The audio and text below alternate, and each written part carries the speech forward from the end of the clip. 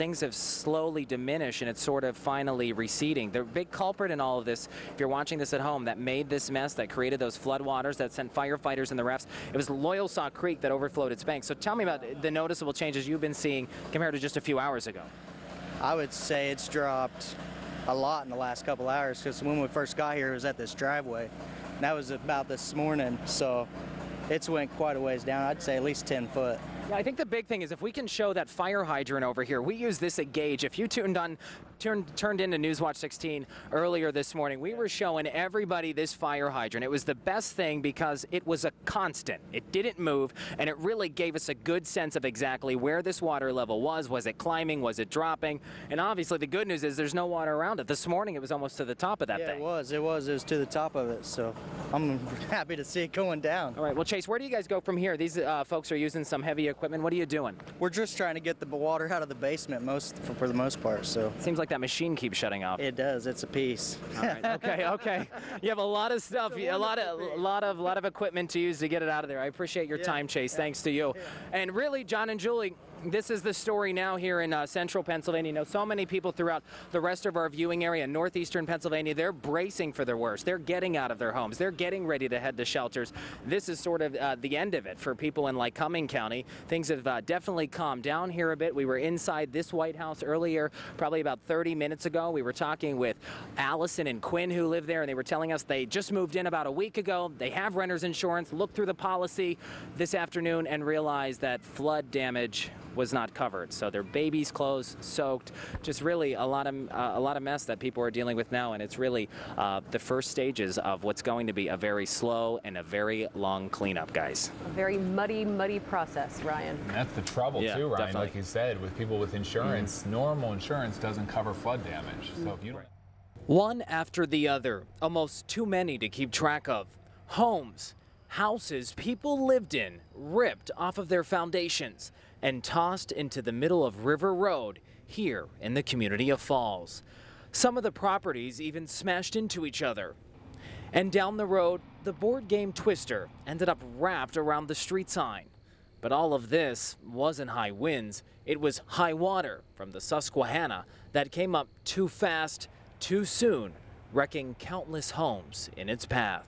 On your television set, this might look like something out of a movie, but it's all too real. You really get a sense that families called these places home when you see some of this stuff scattered on the lawn, stuffed animals, and kids' shoes covered in mud. And now we're getting a sense of who called some of these properties their homes. People, including Barbie Sala. You can see my living room, and then I'm going to show you my kitchen. On our way in, Barbie showed us her grandmother's 150-year-old dishes she managed to save, along with a few other keepsakes. My dad painted this. It was some I saved. And here's a picture of my grandmother when she was 16, back in 1898. And once inside, the shocking sights of wall-to-wall mud 2 stories high. All of it has left this Wyoming County woman in a fog, as she put it, wondering what she'll do next. I have no idea. At my age, I can't go through this again. You know, it's tough. It's really tough. It's heartbreaking. I'm all cried out, but this has been my home forever. This is everything I had left. I guess the fact that I'm alive is good enough. I'm Ryan Leckey, Newswatch 16, Wyoming County. Newswatch 16's Ryan Leckey is live there this morning. Hello.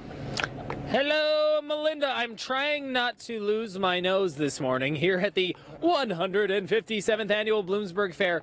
Let me see. These little pins whizzing by my face, the only thing that would make it better is a little Black Sabbath on the accordion. Only on the deuce, people. Only on the deuce. So I'm hanging out with the Dazzling Mills family. And Steve, if I could have you stop juggling for a second, watch the moneymaker, and take a look. They have some other members of the Dazzling Mills family in the house, and also with us, Dan and Gala playing some tunes. But first of all, let's talk about your family, the show, the bit you're doing here at the fair. We're a whole family that juggles and travels, and we make hundreds of dollars a year doing this. It's awesome. Love it. And you do all sorts of different tricks, everything from tossing pins around to what else? We do fire juggling. We get people out of the crowd. We put people on our shoulders on unicycles. My goodness, we grab kids out, and I juggle a live child during the show. But it's just, it's. What do you say? You're like, hey, give me your baby? I'm like, hey, I go to shake their hand. I say, hey, I'm so glad you're enjoying the show. Grab them. They come out. Hey, good morning, guys, from the Pottery Studio. Check it out. We're here at Wilkes University getting our pottery wheel on. Oh, yeah, not driving a car this morning. We're driving these bad boys. And we're hanging out with a fun cast and crew with us from various colleges who are participating in an event that is really rather rallying a lot of the schools. Anastasia, this is part of something called Empty Bowls 2012. What's it about? It's a bunch of students and artists and universities getting together and making bowls to help local food banks. So you could come and purchase a bowl, and if you do, all the money that we collect goes straight to help the food banks. All about helping people here at home. Here are the details on Empty Bowls Project 2012, which gets underway this Sunday. Of course, all week long, they're going to be working hard making these bowls. And the event itself, the details on your screen, noon to 3, happening at Misericordia and Wilkes University. $15 is the donation at the door, and they will fill your cool, unique bowl with soup to warm your soul on a cool fall day. And the great thing about it, you can register today at WNEP.com/websites. All right, so I'm sitting down right now with Miss Jean Adams. She's the instructor here at the Pottery Studio, and I have to find out, I'm going to hand you this, what is the trick to throwing a good clay pot? A lot of practice, but the trick is to try to keep your clay centered, not spin your wheel too quickly. I'm gunning it. I'm gunning it. My foot's you really already pedal to the ruined metal. it. I already ruined it. That's all right. So go ahead. So you would like to keep the clay somewhere in the center of the I really wheel. didn't mean to do that. And we have to get the center first. Okay. And not you know what would help me, spin Miss too Jean? flat. If we recreated that scene from Ghost. Again? Yeah, let's try Okay. one more time. We're ready.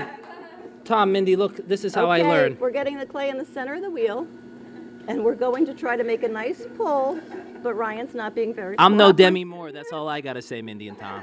Yes, we noticed you're playing the part of Demi Moore there. And Yes. again, do it again. Hey, don't hate. Don't hate. We need the Righteous Brothers on in the background. Okay. All right. Celebration of the Saints in Lackawanna County this week. News 516's Ryan Leckey live in Jessup. Good morning.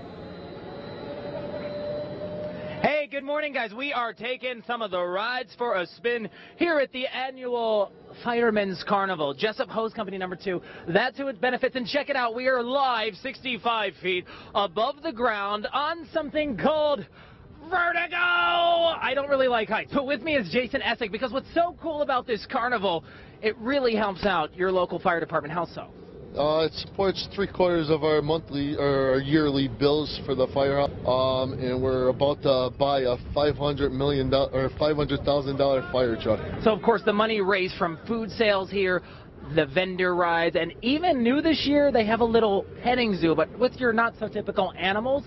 Yes, they have one that is a mix of a donkey and a zebra, and it's known as a zonkey. And we should tell you, this event's going to be happening now through Memorial Day, but also this weekend, oh yeah, St. Ubaldo is going to be getting fired up. It is a celebration of saints, and the event looks just like this when it's rocking and rolling in this part of Lackawanna County. Of course, the race of the saints, St. George, St. Ubaldo, and St. And Anthony, right? Those are the 3 saints. Here are the details. First off, on the carnival, which runs tonight, kicking off at 6 o'clock through Memorial Day. They have live entertainment, music, all sorts of good eats, and you can learn more about it at WNEP.com/websites. As for St. Ubaldo, activities are planned all week, but the big happening is at 5:30 on Saturday, the annual race for the Saints, and you can learn more at our website. Hey, by the way, while we're live up here, I have to ask you, Jason, how you feeling? You really didn't have too much food yet this morning, right?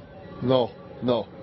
And we're slowly coming back down. Mindy and Tom, the ride is known as Vertigo, and so far, so good. 65 feet in the air, and I'm still feeling okay. I'll talk to you guys on the deuce. And the breakfast is still down. Yeah, I'm impressed. You and Corey are doing a great job there. All right. See you, Ryan. Thanks. Thanks.